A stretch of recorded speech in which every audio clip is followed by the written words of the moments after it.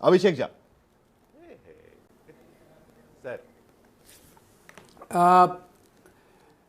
Notice देना, notice का जवाब आना, ये सब हमारी पार्टी का आंतरिक मसला है। वो तो हमारी पार्टी के नेतृत्व का मसला है, हम उसको देख लेंगे।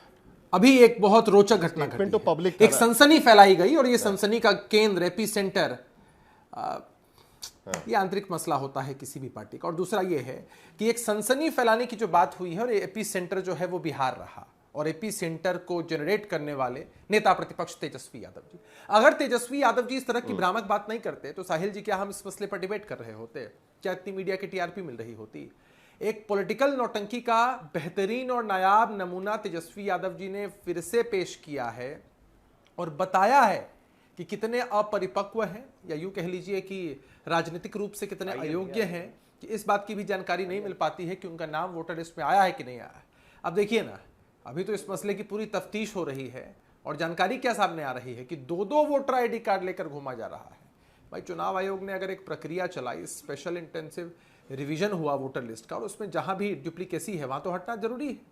वरना तेजस्वी यादव जी के जितने समर्थक हैं, दो दो बार अगर वोट देना चाहेंगे और अगर चुनाव आयोग इस अधिकार से उनको वंचित रखता है तो इसमें गलत क्या है?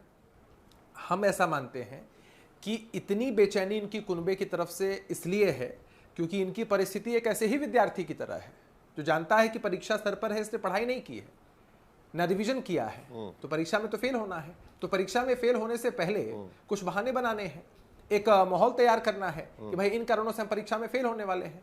चुनाव आयोग अन्य प्रदेशों में चुनाव कराता है, यही चुनाव आयोग, आप जीत जाते हैं, सत्ता में चले आते हैं, सबसे बेहतर है चुनाव आयोग। यहां भी तेजस्वी यादव जी इन्हीं चुनाव आयोग के द्वारा कराए हुए चुनाव से जीतकर सदन के अंदर हैं। राहुल गांधी जी भी इसी चुनाव आयोग के द्वारा किए गए चुनाव से सदन में पहुंचे। तो यहाँ कोई समस्या और परेशानी नहीं होती, लेकिन यहाँ कंफ्यूजन 10 सेकंड दीजिए। पता नहीं उनको लगता है कि एसआईआर के बाद चुनाव होगा, उसमें वो जा पाएंगे कि नहीं जा पाएंगे। वो अत्यंत घातक है। महाराष्ट्र में जो चुनाव हुआ उसके बाद पता है ना कैसे बड़े बड़े लोग हार गए।